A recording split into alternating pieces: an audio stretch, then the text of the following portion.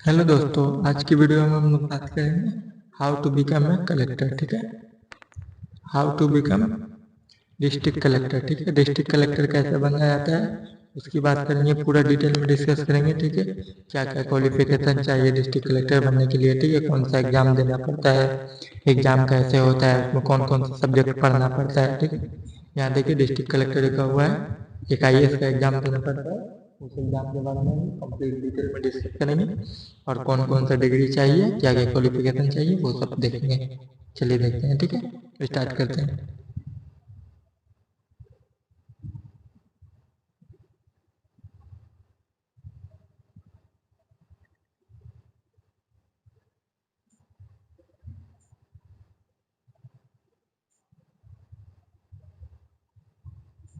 Start करते हैं। पहले देखिए, कलेक्टर बनने के लिए आपको ग्रेजुएशन होना चाहिए। ठीक है,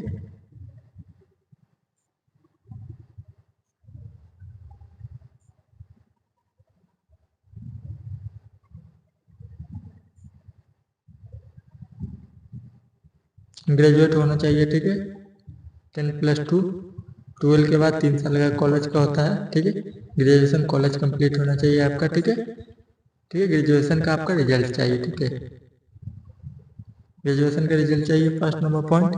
ठीक है, सेकंड नंबर पॉइंट, ग्रेजुएशन के रिजल्ट के बाद आपको एक एग्जाम देना पड़ता है। एग्जाम का नाम है यूपीएससी, यूपीएससी सीएससी। ठीक है,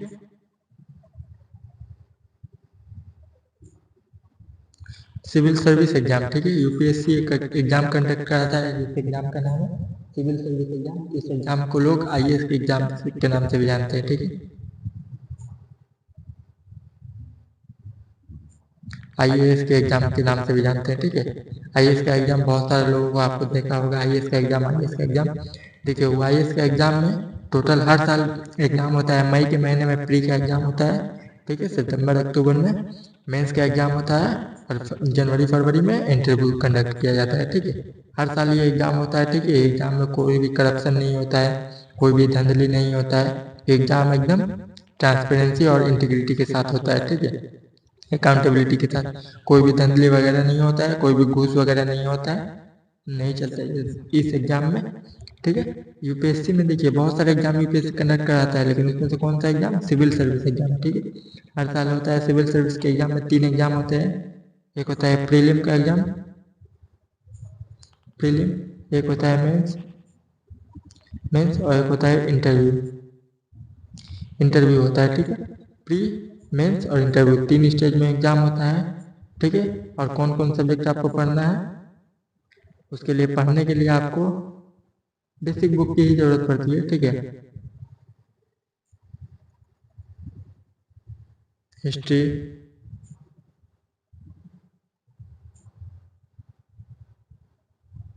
जियोग्राफी, ठीक है,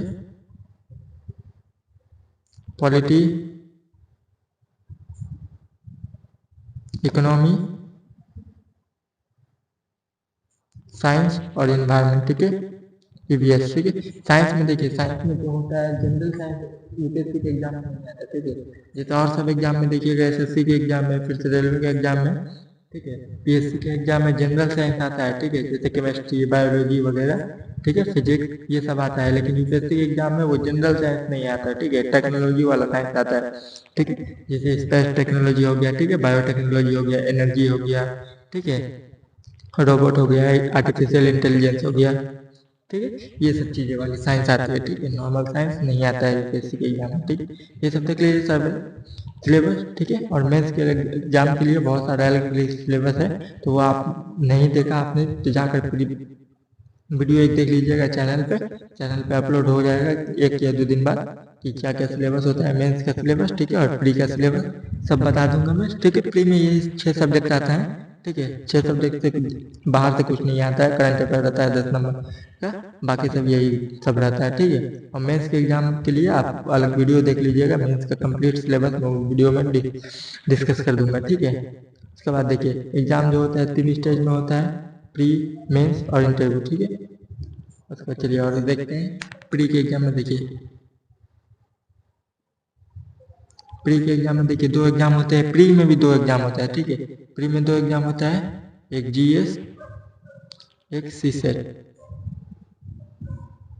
ठीक है, सिविल सर्विस एप्टीट्यूड टेस्ट, ठीक है। एक होता है जीएस, ठीक है। जीएस में कौन से वही history, geography, polity, economy, science and technology और एनवायरनमेंट होता है, ठीक है, इसमें जीएस में।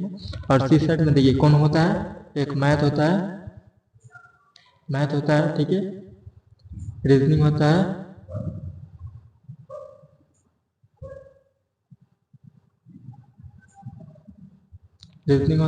और एक होता है कॉम्प्रिहेंसिव,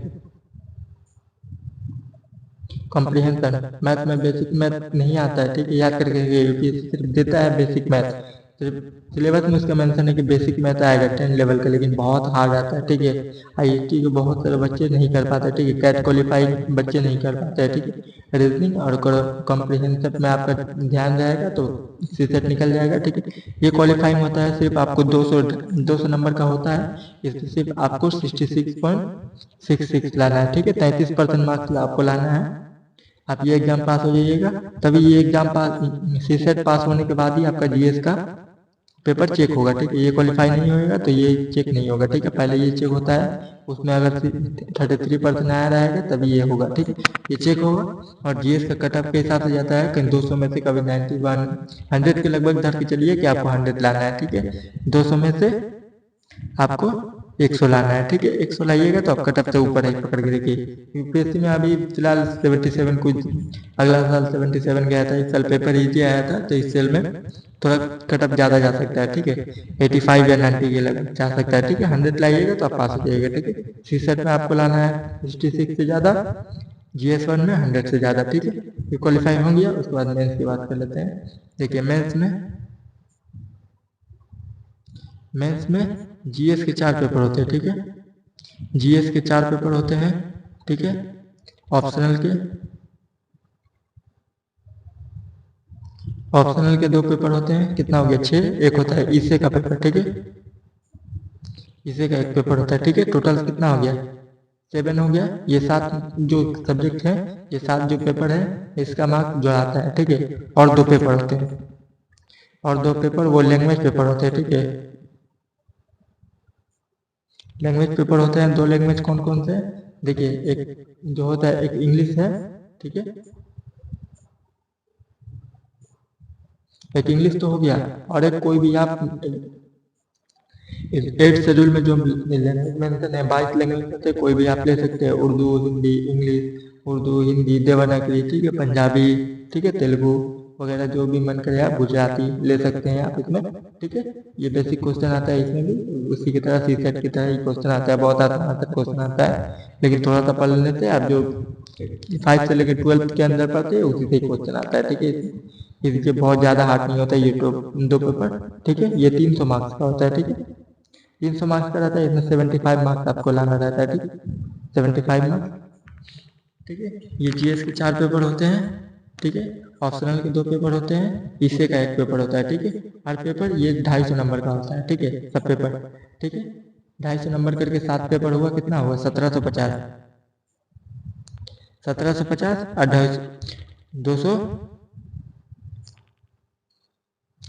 250 मार्क्स का इंटरव्यू होता है, ठीक है।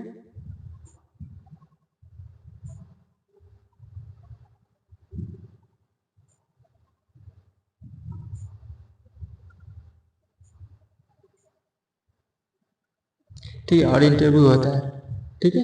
तो टोटल में से इसका देखिएगा 1000 से ऊपर आता है, 50% के लगभग मार्क्स आता है, वो टॉपर बन जाता है, ठीक है। 1000 के बाद ऊपर गया तो उसमें आप आईएएस निकल जाएगा, ठीक है। उसके बाद देखिए और एक चीज़ देखते हैं, मैं मिटा देता हूँ ये सब।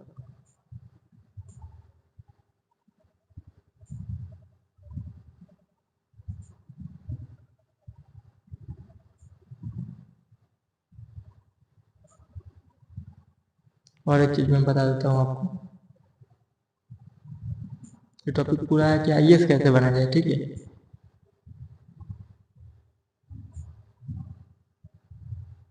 ठीक है, आईएएस बनने के लिए टोटल यूपीएससी वैकेंसी इशू करता है 1000 के लगभग, ठीक है। 1000 में से देखिए 1000 में से 180 के लगभग, ठीक है, 180 के लगभग आईएएस होते हैं, 200 के लगभग आईपीएस होते हैं, बाकी सब अदर सर्विस। ठीक है, अदर सर्विस होती है, अदर सर्विस में आईएफएस हो गया, ठीक है, आईआरएस हो गया, इंडियन रेवेन्यू सर्विस, ठीक है, इंडियन पोस्ट अकाउंट सर्विस, ठीक है, इंडियन ऑडिट अकाउंट सर्विस। ठीक है, तो आपको आईएएस बनने के लिए देखिए ये 180 तो है, ठीक है, लेकिन 180 में 100 का अगर 80 के अंदर आइएगा, अगर रैंक 80 के अंदर आया तभी आप जनरल कैटेगरी में है तो आईएएस बन पाइएगा। ठीक है, और ओबीसी कैटेगरी में है, सी कैटेगरी में है तो 300 के अंदर आने से आईएएस बन जाइएगा। ठीक है, अगर एससी या एसटी कैटेगरी में है, एसटी के अंदर है तो 500 के अंदर लाइएगा रैंक तो आप आईएएस बन जाइएगा। ठीक है, और पीडब्ल्यूडी के अंदर है तो 700 800 900 के रैंक के अंदर भी बन सकते हैं आईएएस। ठीक है, इस साल कुछ दिन, इस साल ही मतलब 2023 के रिजल्ट में एक सूरज तिवारी नाम का शख्स है, उसका देखिएगा 900 कितना रैंक आया है। देखिए उसका हाथ कटा हुआ है, पीडब्ल्यूडी से आया है तो इसीलिए उसको 900 कुछ रैंक है उसका समथिंग, तो उसका भी वो आईएएस बन गया है। ठीक है, ठीक है, आप अगर यूपीएससी की तैयारी करना चाहते हैं मेरे साथ तो चैनल को सब्सक्राइब कर लीजिए, क्योंकि यहाँ पे हम लोग कंप्लीट सिलेबस को डिस्कस करेंगे। ठीक है, ए टू जेड पूरा यूपीएससी से रिलेटेड जो भी सब्जेक्ट है, एथिक्स से लेकर जितने भी सब्जेक्ट है सबको बात करेंगे। ठीक है, और एक चीज मैं बता दूँ, वो जीएस का पेपर को बताना भूल गया। ठीक है, वो बता देता हूँ।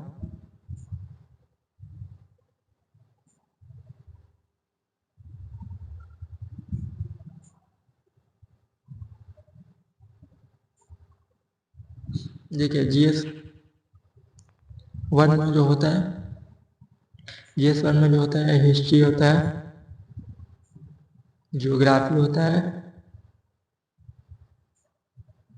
सोसाइटी होता है। ठीक है, हिस्ट्री होता है, हिस्ट्री में कौन कौन सा हिस्ट्री होता है जीएस पेपर में देखिए, एक मॉडर्न हिस्ट्री आता है और आर्ट एंड कल्चर आता है। ठीक है, और पोस्ट इंडिपेंडेंट आता है, वर्ल्ड हिस्ट्री आता है। ठीक है, एंशिएंट मेडिवल हिस्ट्री जो है जीएस पेपर में नहीं आता है। ठीक है, मेंस के सिलेबस में। ठीक है, उसके बाद देखिए जियोग्राफी आता है, जियोग्राफी में फिजिकल जियोग्राफी, इंडियन जियोग्राफी, ठीक है, सोसाइटी आता है। ठीक है, इंडियन सोसाइटी के बारे में। ठीक है, और देखिए जीएस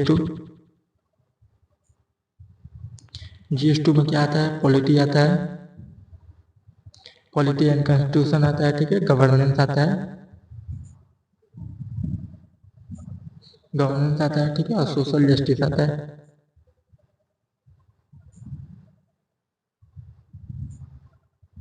सोशल जस्टिस। ठीक है, उसके बाद देखिए जीएस पेपर